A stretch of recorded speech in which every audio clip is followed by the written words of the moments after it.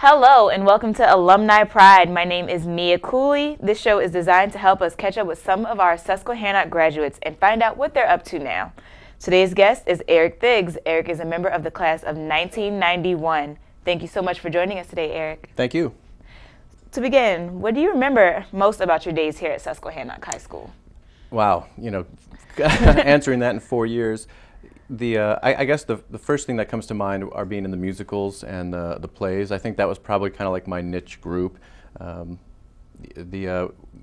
my freshman year, it was the old auditorium, with the wooden seats, and it was where the cafeteria is now. And we did Wizard of Oz, and so since the director knew that whole section was going to get ripped out and torn down, they were able to paint the yellow brick road like right onto the auditorium floor. And we did a bunch of stuff with the stage that normally you wouldn't get a chance to because it was all going to get ripped out and torn down anyway.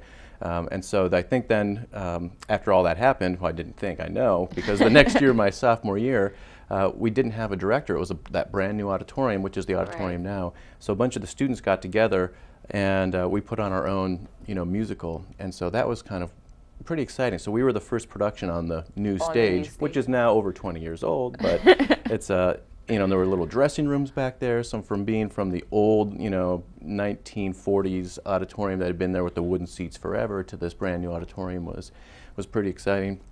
But I think just overall, like the plays and the musicals, that was really kind of my passion for school. Yeah, the student newspaper. I think my core group of very best friends kind of going through the journalism series.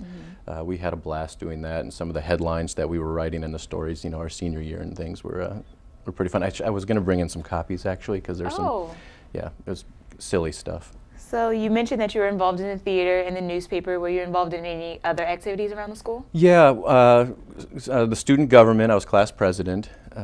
So planned the 10-year reunion 10 years ago. Sorry everybody, I did not plan the 15-year reunion. I sort of dropped the ball there. We will have a 20-year reunion, no ifs, ands, or buts, and it's going to be a big gala, believe me. Sort of like our 10-year. I'm speaking right to my class if you're watching this. But class president, AFS, is the AFS club still around? I'm actually not sure. Okay, that was like where the exchange students, participated in. I was a summer exchange student to Sweden while I was in high school, and that was an incredible experience. But yeah, I guess I was kind of super involved in a way. I mean, choir, the student government stuff, theater. I wrestled for a year under Coach Dominic. I just kind of tried to put myself out there in a lot of different places, do a lot of different stuff. And what kind of impact did going to Sweden as a student exchange student have on you? Oh boy. I was the classical, sci-fi, fantasy reading, quiet, shy, nerdy kid.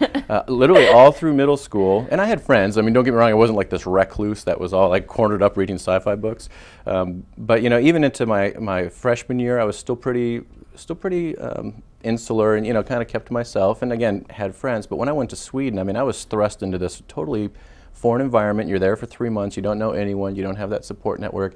And that was my chance to really, come out. You're kissing Swedish girls. I mean, come on. And, it's kind of like that coming of age for, a young man. And you come back, and it was almost like the light bulb had gone off. And again, I had been doing theater and things like that, but that was almost a way to, hey, I don't have to be me. I'm just like this quiet kid. But when I went to Sweden, I sort of had to get in touch with that real me. And I found out that I'm kind of a loud, sometimes obnoxious person. So it kind of came out that summer.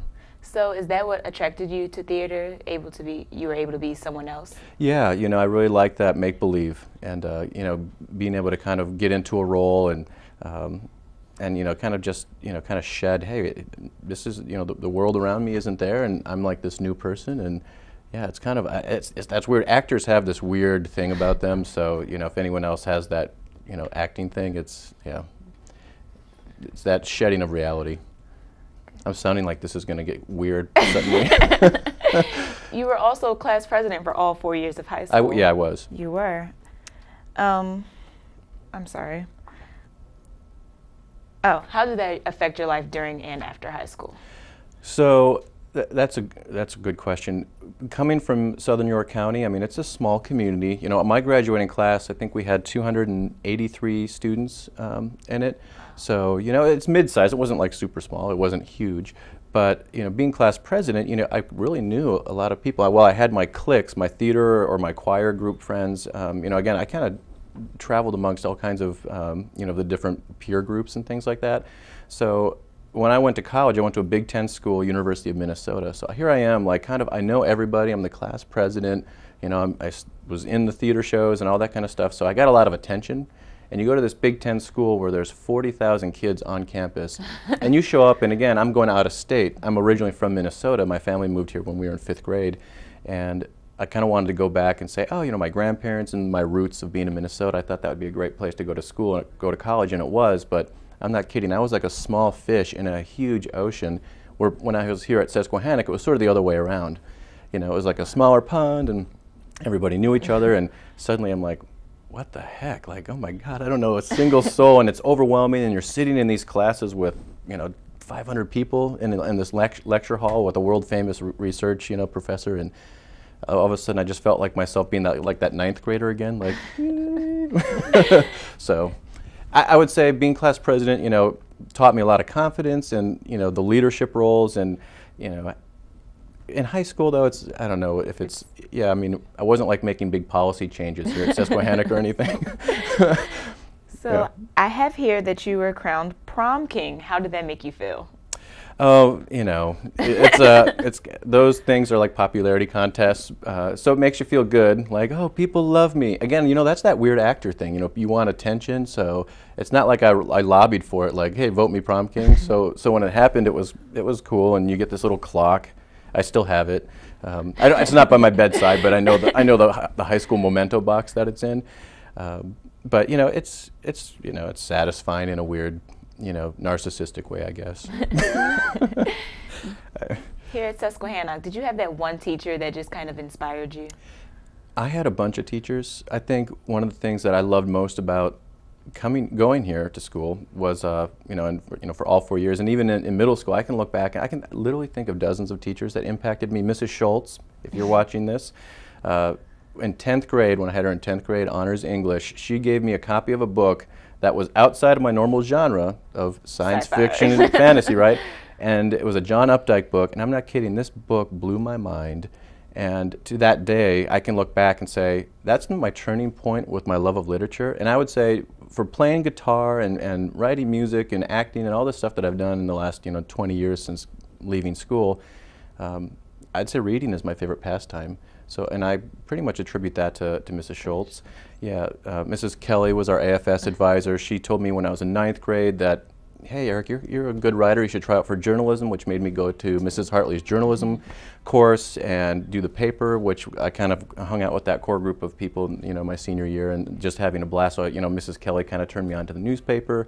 Mr. Yeckley, I mean, just hilarious with his teaching as a math teacher. Mr. Skripko wanted me, he always called me E.T., which is my nickname to this day, because of my initials Eric Thiegs. So phone home, the E.T. thing. Got it. Yeah, but he would call me E.T., but I remember thinking mustaches are cool because of Mr. Skripko at that time.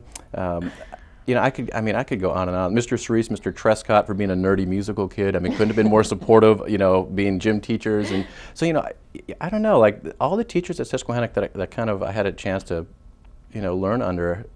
I remember, oh boy, let's come back to this because I'm just kind of reminiscing now. There's a million more that I'll come up and say, oh. You mentioned that you went to the University of Minnesota, right? Right. What else did you do after high school? After high school, obviously started working, in the career path. Should I talk about that, or I did parallel interests with, part-time hobbies too. You can talk about college life, anything with that. Yeah. So, after college, by the way, I started as a theater major and ended up getting a degree in speech communications. But right after school, I started working for the University of Minnesota as an academic recruiter. So I had to travel around the Midwest, and I had assigned territories, and I had to give public presentations about going to college and attending Big Ten universities, and it was like a field PR position. And it was good. I mean, I gave like 1,200 presentations to groups as small as 4 to groups like of 500. And then after that, I got into the marketing field. I had my best friend from college, a guy named Pat Heffernan, said, hey, there's this job opening in marketing at this company, Carlson Marketing Group, and you should apply. I'm like, I didn't even get a business degree, a marketing degree. I don't know anything about it. He's like, oh, that's okay, just apply, and I'll tell them that you're good. So I got this job, and really that has led me now for the last 12 years. I've been kind of focused my career in this niche area called partnership marketing. So that's been my career, and that's kind of boring stuff. But while all that was happening, well, it's boring and not boring. It's what I do for my day job. But my wife and I played in a band this is when we were dating. It's a band called Bug Candy, and we traveled around, and it was actually, we were fairly successful in the local scene. It was like rock, it was like folk rock music. I was doing some more auditioning and acting stuff, and did a commercial and some things like that. And do you still currently play in this band? I don't. I now do you miss it? I do, yeah. You know what I do though? I've got two daughters. One's going to be 5 in December, and one, we just had a baby, a 5-month-old. And being a dad and having a job, and I'm running a company right now, and I also direct a high school musical for another local high school. So all those other things, for me, it's sort of like, where are your priorities? So to go out and play in the bars again, while it was fun when I was in my 20s and early 30s, I'm turning 37 in 2 months, and for me, that's sort of like, oh, do I want to get smelly and stinky and and play in the bars, or do I want to kind of hang out with my family? And so I kind of put the music scene a little bit behind me in terms of actively playing. I feel like I'm just rambling. You're not. Okay. I do pick up the guitar almost every day, and my daughters and I, well, my oldest one, we make up songs. Yeah. Aww. Yeah. So of all the experiences you've had in your life, what's your favorite? Oh my God. I know, that's a hard question. Give me a break. Of all the experiences in my whole life, well, there's 3 that come to mind. They're probably what maybe most people would tell you. So my marrying my wife, who, by the way, and I'm going to lift this up because I brought it. Is that in the camera?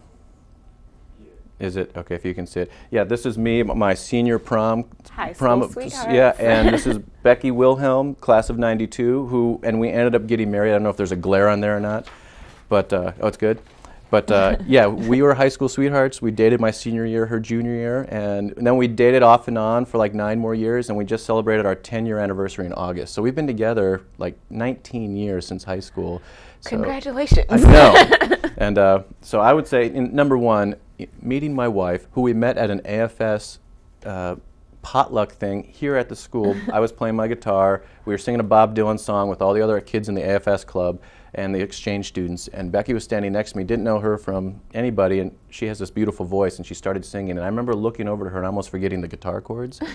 And like, oh my God, I need to know her. And sure enough, I got to know her. So now you're married. Yeah, now we're married and have 2 kids. And the other things would be the birth of our 2 daughters.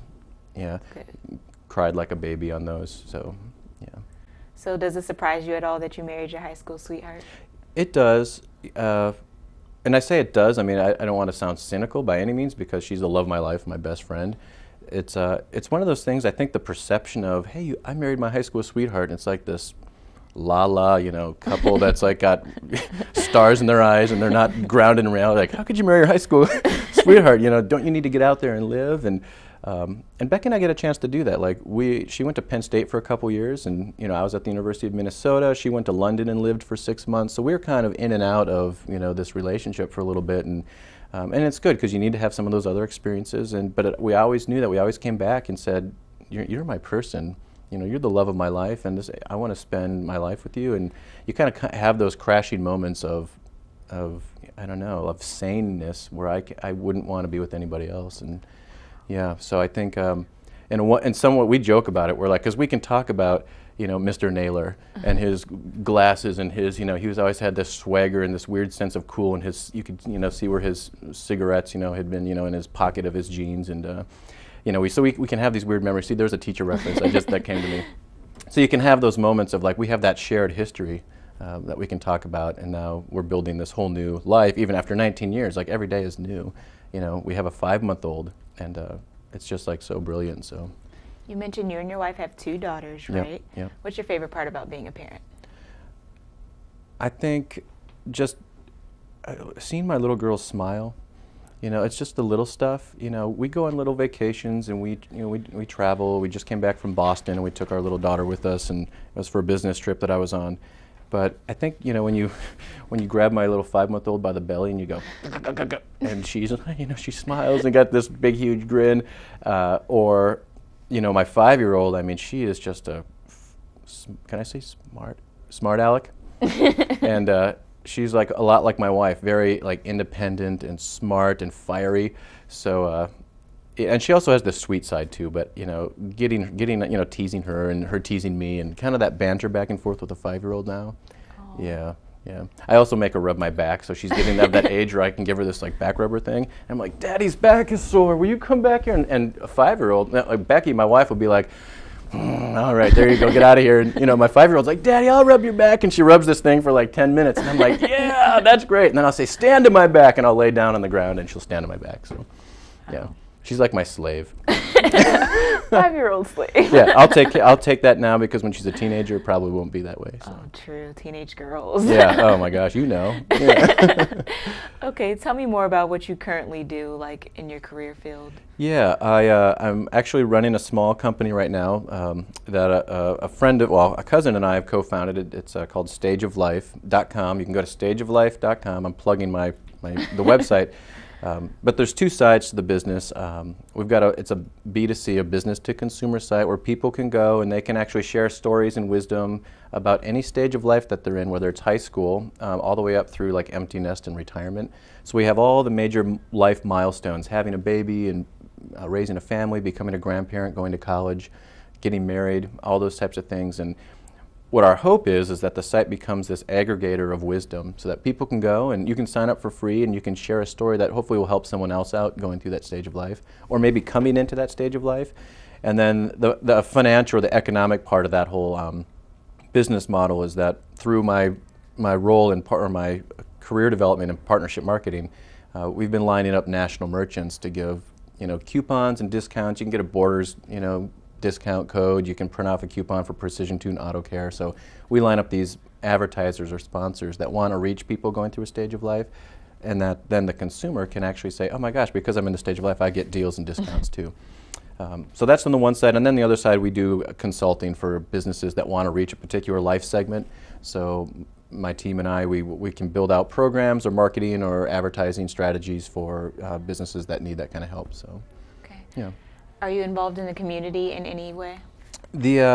My wife and I did a big thing with the Leukemia Lymphoma Society actually 2 years ago.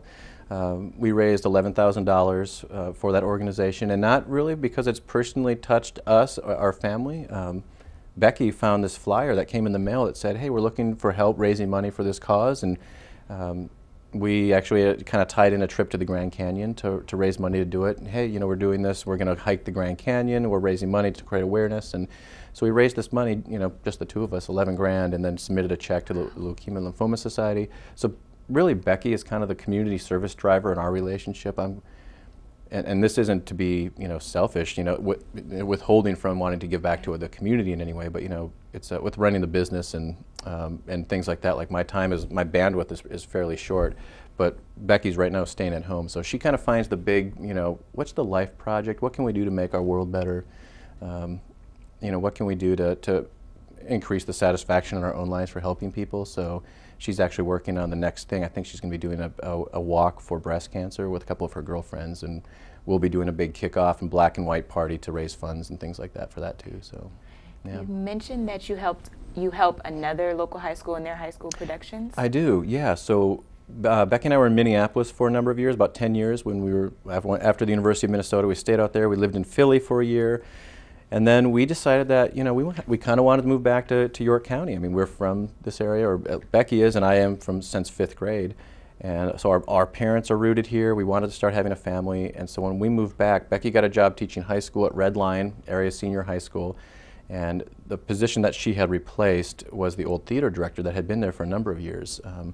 And so they were looking for a new person. Becky had mentioned to the principal, you know, hey, my husband has done a ton of theater and has got this background. And so they brought me in and they interviewed me, and so for the last 8 years I've been the high school theater director for Red Line, and have loved, you know, every minute of it. So I'm sort of like a part-time school district employee at Red Line doing their shows. Do you enjoy being able to get back in the area where you grew up? You know, I do, and like with Susquehanna, I'm the oldest of 6 kids. And my mom remarried, so half of us have one last name, Thiegs. The other half have Saunders, my stepdad's name. But I mean, we all grew up together. My mom and my stepfather have been married since 1983, so since I was fairly young. So right now, my sister Bonnie, shout out to Bonnie, she's a senior at Susquehannock right now. But Britt Saunders is a sophomore in college. My 2 brothers, Davis and Evan Saunders, you know, but all went through Susquehannock. And my long-winded answer to your question is, for the last almost 10 years, like for every play and musical, because they were also in the theaters, right. I've been coming back and, you know, coming to the shows and supporting Susquehannock Theater and, you know, kind of looking at the showcase and like, there I am, I'm still in there. One of our shows, a picture is in there. And, you know, so it's kind of rubbing elbows with the teachers and, you know, people that you meet in the lobby and things like that. So, how have you seen high school change from when you were here and how it is now? Oh, man. The size is different. I remember again in 1987 when I started as a freshman, it was the old school before the first big expansion. I mean, so it was just like this very little rural farm community high school before really the big influx of the development in the area, like how Shrewsbury has grown up. And so then there was that big first expansion, and then a number of years ago you guys had that next expansion. And so just seeing the school district grow, you know, from an alumni perspective, the turf field, actually I came up for that and watched the opening dedication for the turf field. You know, there's definitely a sense of pride. I mean, alumni pride. I mean, you see this like, oh, I remember this, what it was like as a freshman. And that freshman year was nuts because of the construction. I mean, we had to eat in the gym, and you had to brown bag it. I mean, it was chaos. There was like dust, and you were kind of covered. And I mean, I'm exaggerating, but on the dust part. But you know, I think just the growth and you know, sitting in this beautiful studio. I mean, I had to do the morning announcements when I was a senior, and my junior year, my best friend from high school, Russ Bedell, graduated in 1990. He and I would co-do the announcements, but all we would have to do is we'd have to go into the main office, and they'd have this old microphone that you'd have to push the button. Yeah, over the intercom, you push the button, and we were just the voices of, you know, from above coming over the announcements. You know, so then you show up here, and I was asking Mr. Hare, and oh my God, is this where people do, you know, he's like, yeah, it's like a real TV studio. Yep. Yeah, yeah, so it's neat. So would the expansion be the biggest change that you've noticed in the school district over the years? Yeah, definitely. I mean, I think just visually, and since I don't have my daughters, we live in Dallastown, so I don't have kids in the school district. Right. You know, but seeing my siblings go through and just, you know, being a part of their experiences and hearing how things have changed, technology-wise, obviously, there's a lot of big changes.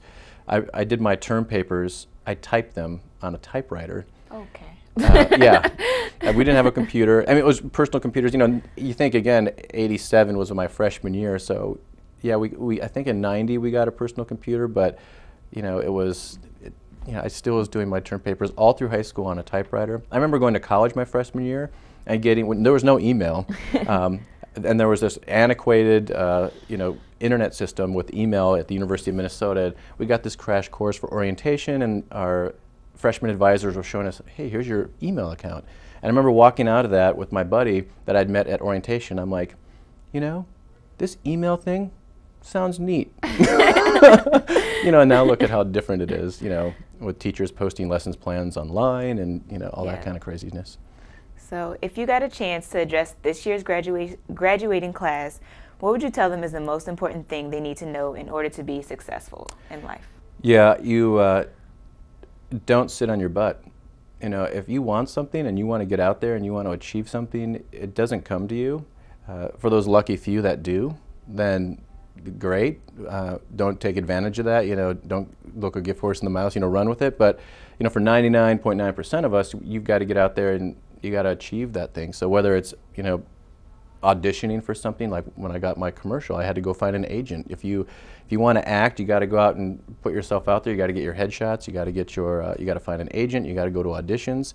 You can't just say I want to be an actor and then not follow the steps to actually do it. And that's a very specific micro example from what I'm familiar with. But it can be for business. I mean, launching and running a company right now and being a business consultant, it's a you know, those are the kind of things that I have to knock on doors all the time and build relationships and talk to people and ask, you know, are you happy with what your business is going through? And if you're not willing to ask tough questions and put yourself out there, you can just sit on the couch and watch TV, I guess. So I'd say don't be complacent would be my advice. Okay. I want to thank you for joining us today. Thank you so much, and thank you to those watching this episode of Alumni Pride. For everyone here at Warrior TV, I am Mia Cooley. Have a great day.